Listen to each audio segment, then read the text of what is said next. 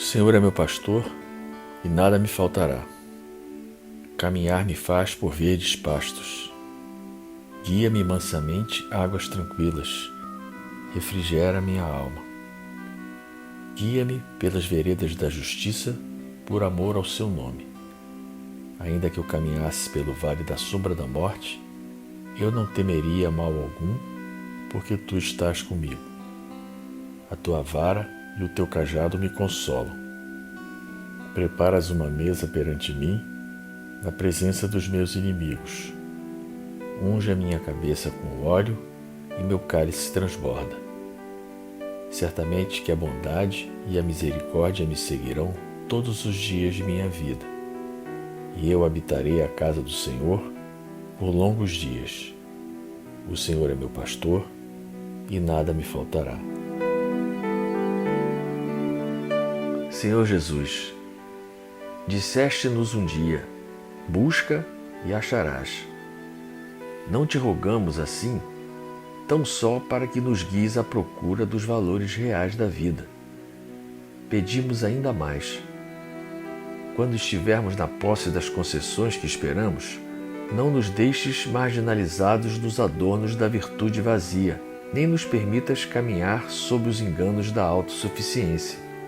Auxilia-nos a respeitar as bênçãos de Deus e a convertê-las em atividade e serviço na edificação do teu reino de amor, hoje e sempre. Pai nosso que estás no céu, santificado seja o vosso nome. Venha a nós o vosso reino. Seja feita a vossa vontade, assim na terra como no céu. O pão nosso de cada dia nos dai hoje. Perdoai as nossas ofensas, assim como nós perdoamos aqueles que nos têm ofendido. Não nos deixeis cair em tentação, mas livrai-nos do mal. Ave Maria, cheia de graça, o Senhor é convosco.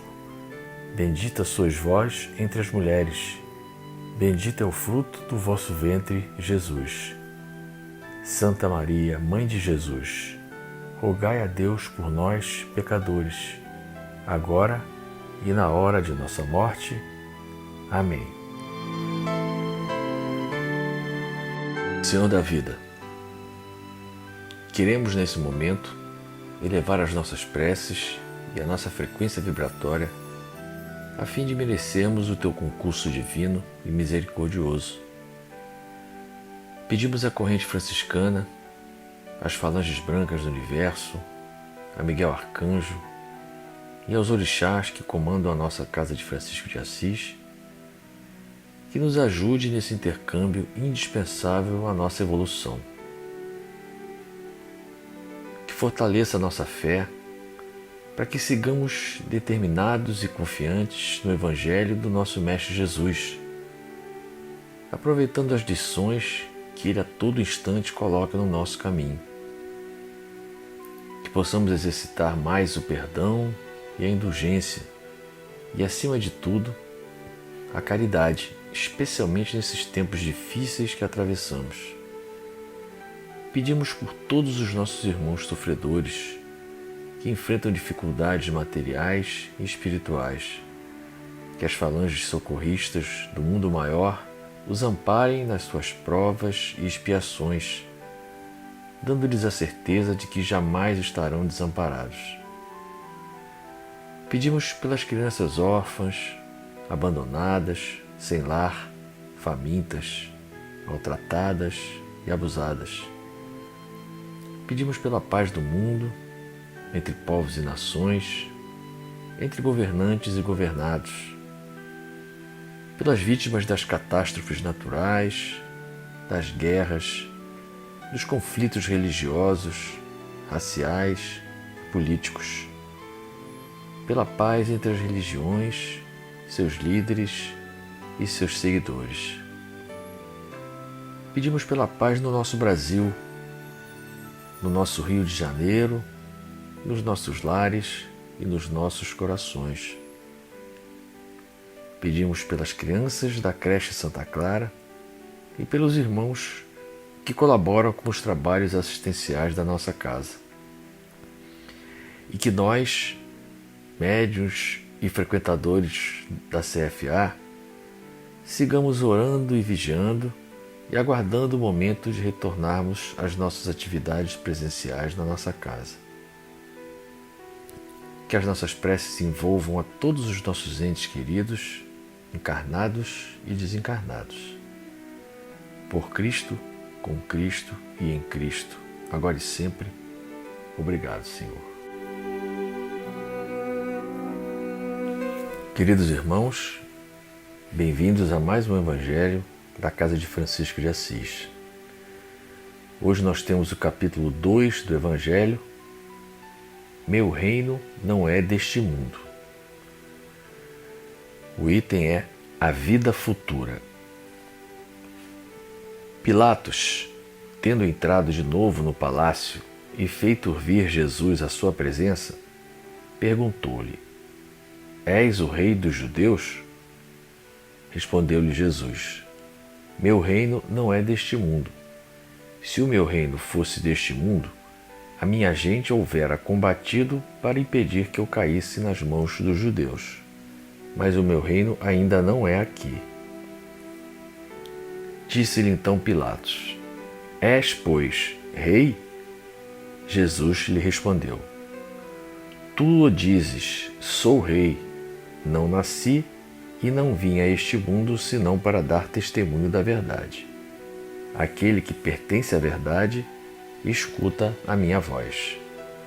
Essa passagem é do Evangelho de João, no capítulo 18, nos versículos 33 a 37. Por essas palavras, Jesus claramente se refere à vida futura, que ele apresenta, em todas as circunstâncias, como a meta que a humanidade irá ter e como devendo constituir objeto das maiores preocupações do homem na Terra. Todas as suas máximas se reportam a esse grande princípio.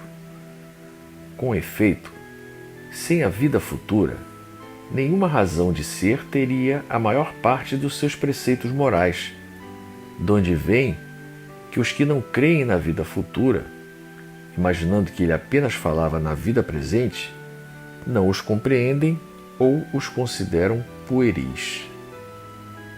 Esse dogma pode, portanto, ser tido como o eixo do ensino do Cristo, pelo que foi colocado num dos primeiros lugares à frente desta obra. É que ele tem de ser o ponto de mira de todos os homens. Só ele justifica as anomalias da vida terrena e se mostra de acordo com a justiça de Deus. Apenas ideias muito imprecisas tinham os judeus acerca da vida futura. Acreditavam nos anjos, considerando-os seres privilegiados da criação. Não sabiam, porém, que os homens podem um dia tornar-se anjos e partilhar da felicidade destes. Segundo eles, a observância das leis de Deus era recompensada com os bens terrenos, com a supremacia da nação a que pertenciam, com vitórias sobre os seus inimigos.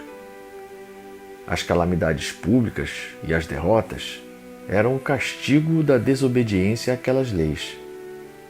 Moisés não pudera dizer mais do que isso a um povo pastor e ignorante, que precisava ser tocado, antes de tudo, pelas coisas deste mundo.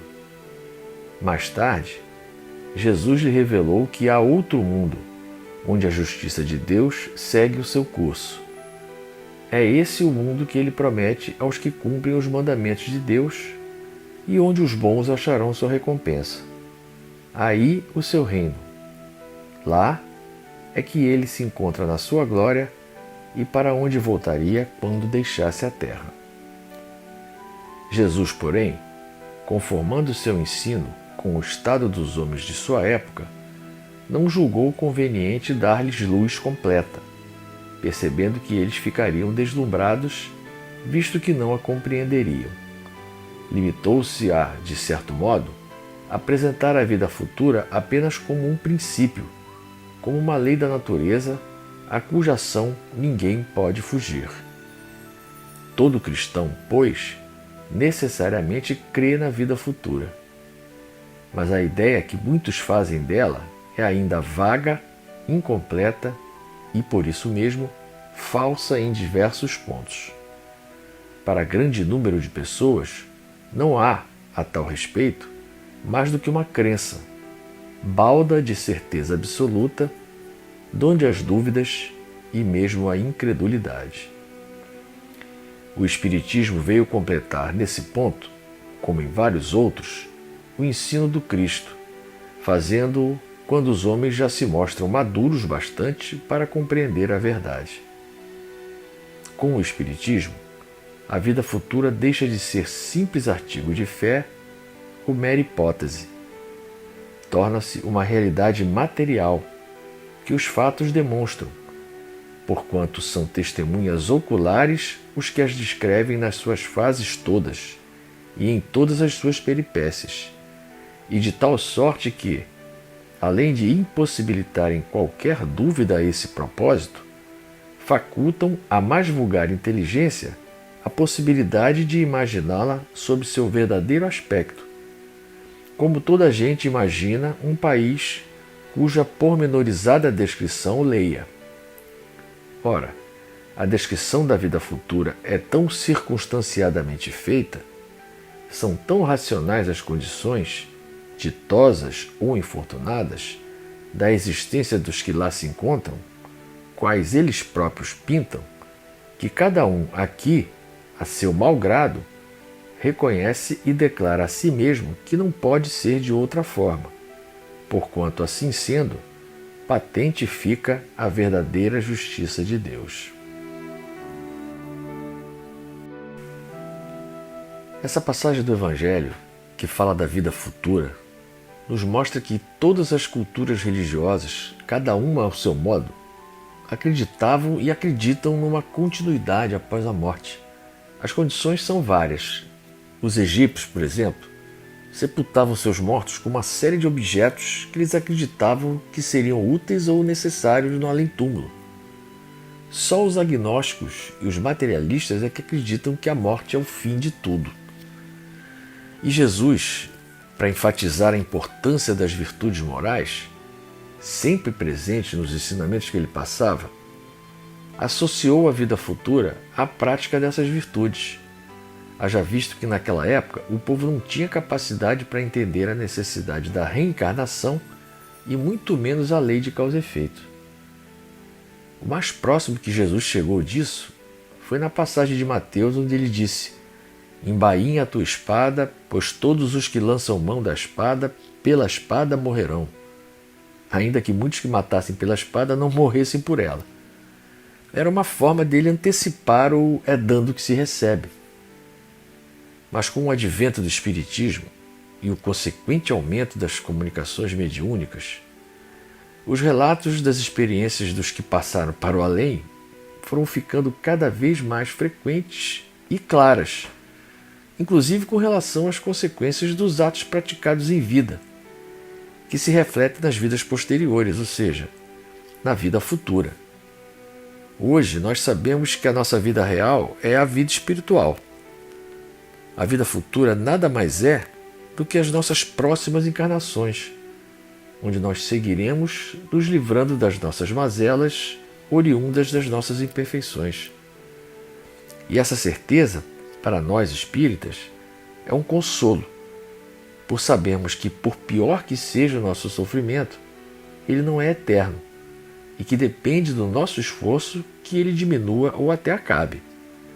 É a justiça de Deus se manifestando com a sua infinita misericórdia. Senhor, fazei de mim um instrumento de vossa paz. Onde houver ódio, que eu leve o amor. Onde houver ofensa, que eu leve o perdão. Onde houver discórdia, que eu leve a união. Onde houver dúvida, que eu leve a fé.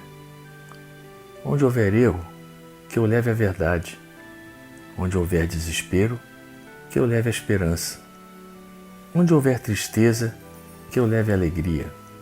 Onde houver trevas, que eu leve a luz. Ó Mestre, Fazei que eu procure mais consolar que ser consolado, compreender que ser compreendido, amar que ser amado, pois é dando que se recebe, é perdoando que se é perdoado, e é morrendo que se vive para a vida eterna. Que a paz de Deus permaneça em nossos corações, agora e sempre.